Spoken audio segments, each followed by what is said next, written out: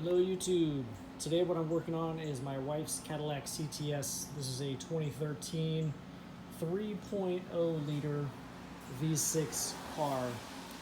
The issue we're having with it, we took it out of town a couple weeks ago, and what would happen, the first thing we noticed is when we were sitting at a stoplight, the AC would start blowing hot. It wouldn't be cold, it would be hot. So that was not cool. And then what started happening was the engine would start getting warm, and then the AC would shut off completely, and we would get a notification on the DIC stating that the engine was hot, shutting the AC off. And then we were sitting in line to go through the car wash, and the car was trying to overheat on us. It didn't quite overheat, but it started getting pretty hot. And what was happening, I noticed, was that the fan was not turning on when the AC was on. The cooling fan was down in here. When the AC is on, that fan should be running all the time, from my understanding. Well, this fan was not kicking in at all until the car started getting hot. So I was like, okay, we've got a problem here. So I Google searched it, and turns out some people had the same problem. And the issue is, what's going on is this resistor here, which is in line with the fan, apparently goes bad, and then the fan will not come on once that thing goes bad. So it looks like this is pretty easy to replace. It looks like you just got two 10mm screws, one here and one on the back side, I believe. I can't feel it right now. Let me see. Well, maybe not. Maybe it's just that one. And then you just unplug it and pop the new one in. I got this from Amazon for about 40 bucks. So you're gonna have a plug right here, and then a plug down there at the fan. It's kind of hard to see, but right there it is. So just unplug those two plugs, remove that 10mm bolt, and just go ahead and swap it out. So I'm gonna go ahead and try that, but first I'll show you the symptoms with the car. I'll turn the car on, turn the AC on, and you will not see the fan on.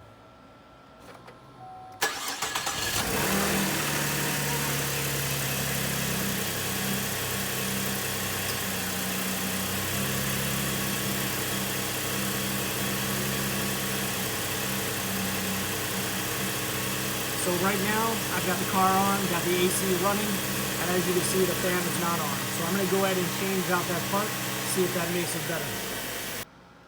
So I'm gonna try to grab this process on video for you guys. My hands are probably gonna be in the way, I apologize. But at least you can see how easy the process is. So as I stated before, 10mm wrench. Take that one bolt out real quick. I'll try to work from this side so you can see what I'm doing. Remove this connector. Easy enough. This pops right out. Oh, and you can see this is all like cracked and broken. I don't know if you see that.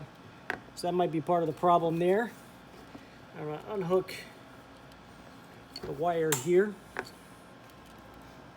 It's down on this little hook, which is easier said than done.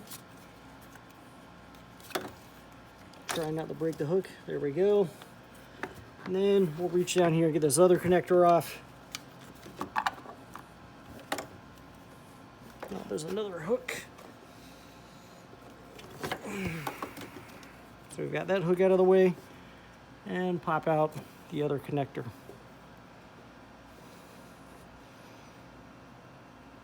Now this does have the little push tabs on it, so I'm gonna have to use two hands. And we've got it off. See what I mean? The push little connector, you're gonna have to push that in and then pull the connector off. So there we go. If you couldn't see it before, this is like missing the insulation that goes on there and stuff. That's most likely what our issue is. Then I'm just gonna take the new part that's not missing that and put it in place. So what I'm going to do is go ahead and stick this down in here, and I'm going to bolt it in place first, I think. I'll be aware there, we do have a little tab here that has to slide under there on that side.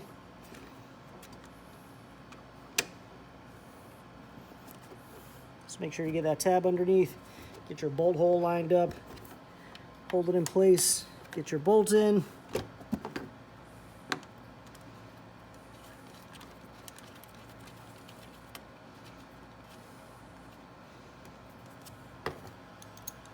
ahead and snug that down with your wrench. There's probably a torque spec on this, so I would suggest following the torque spec so you don't break anything. I have no idea what it is, so I'm just gonna make it snug. I'm gonna plug this back in. I'm gonna make sure I run my wiring back underneath my hooks there so that they're out of the way, away from the fan blades.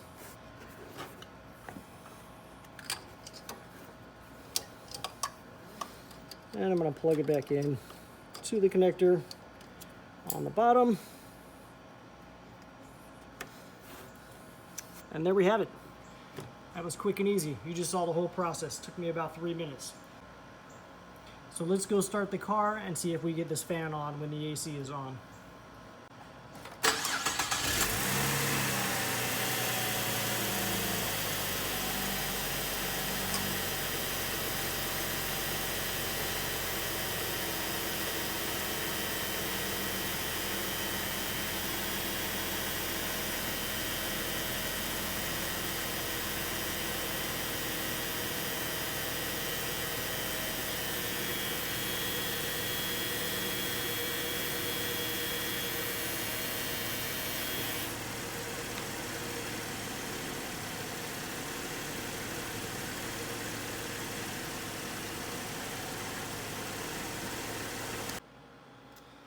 All right, YouTube, so this is a prime example of things not going the way you thought it would go. So I was 100% sure once I put that new part in there that this thing was gonna work, right? Well, it didn't. So what I did was I took the old part, and you can see the old part is obviously messed up. That shielding is coming off from there. The insulation is bad. This is definitely bad. How bad, I don't know.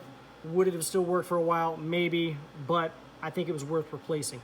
But what I did was I went ahead and cut the terminals off here, because what I did was, with the new part in place, I checked the plug here to see if I was getting any voltage, and I was getting like 14 point something volts coming through this connector. However, the fan was not spinning, so I'm like, I think we've got a bad fan motor here. So what I did was cut off this piece from the old part, plugged it into the fan, and then ran direct battery power and grounded it out. Well, I found a good grounding point using my multimeter to make sure, because there is a battery terminal right here.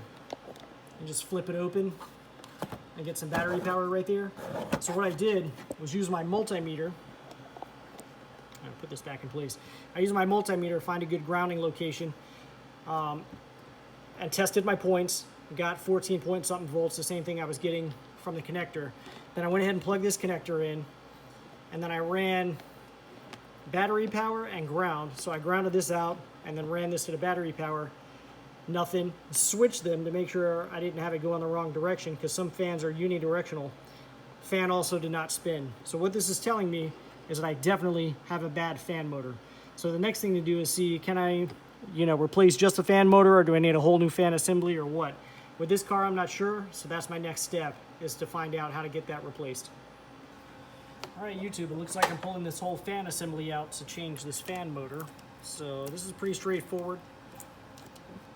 It looks like it's gonna pull right out the top.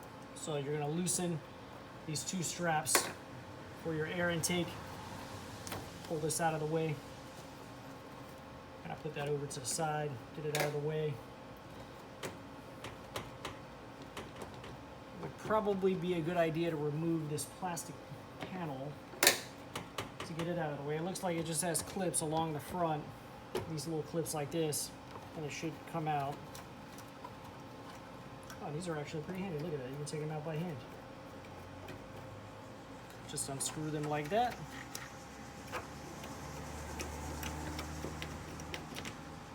And once they're unscrewed, you can just pull them out. Just like that.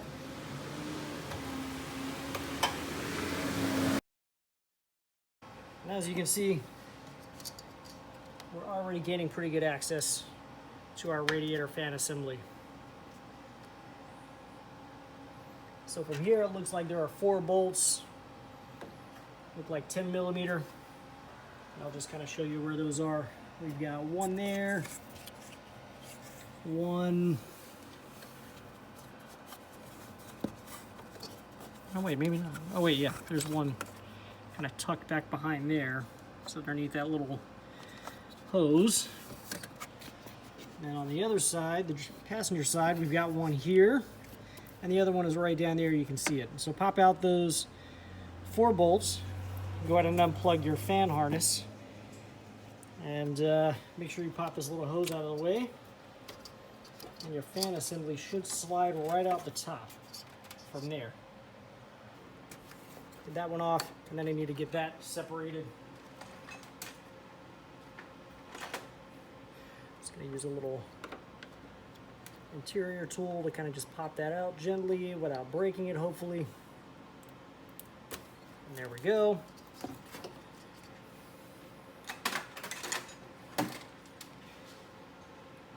Just a heads up, this bolt way down here, I was able to get to it with a 10mm deep socket. It's a little tricky, but you can get the wrench on there and get it off. So right down there, we've got this line connected to the stinking assembly right there. So let's see if we can pop that bad boy out of there without breaking anything. There we go. So we've got it out. What may look like the next best option is to go ahead and get this tube out of our way.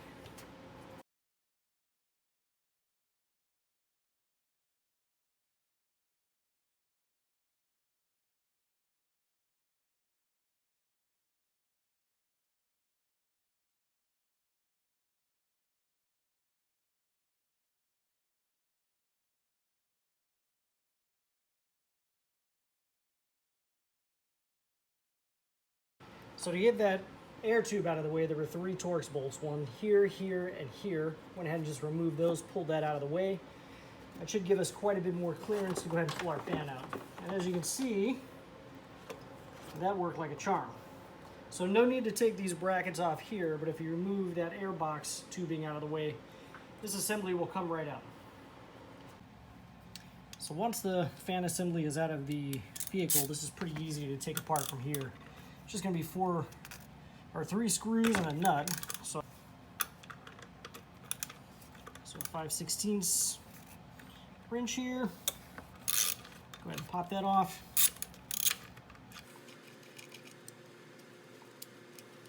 Remove that little retaining nut. Pull your fan blade out of the way. And then from here, it's just 3 screws right around the edge there. You can see the 3 screws. From there, the fan motor should just fall right out of the assembly. So I just broke these screws loose. I'm not gonna lie, they were on there pretty tight. What I did was I pushed down on my screwdriver handle like this, held this, and then used my knee to hold this assembly from rotating. And I was able to pop them loose, but they were on there pretty snug, so be aware of that. But after those 3 screws are out, as you can see, the assembly comes right out. And then from there, you just put everything back together. Put your new motor in, put everything back together, you're good to go. All right, so we've got our new fan motor. Let's go ahead and put this thing back together.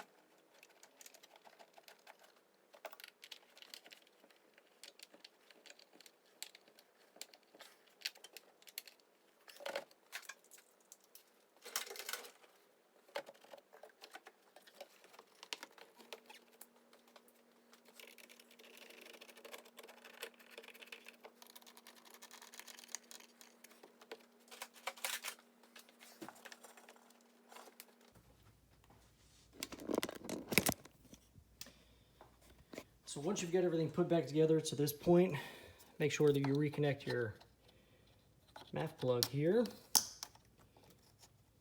Make sure that's fully seated. And the other thing is, make sure this didn't detach from the back of your valve cover like it did here. You'll see it's just hanging there. You want it to go on that connector right there.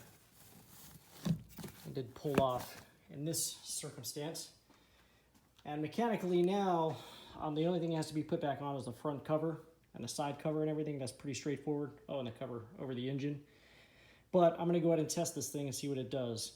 So as soon as I start the car, theoretically, the fan should come on if the AC is on. So let's see if that happens.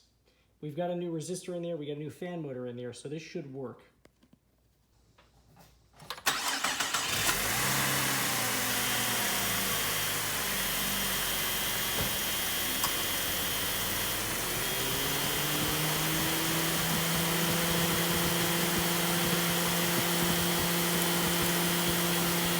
Look at that, we do have our fan spinning now. So that has solved our problem.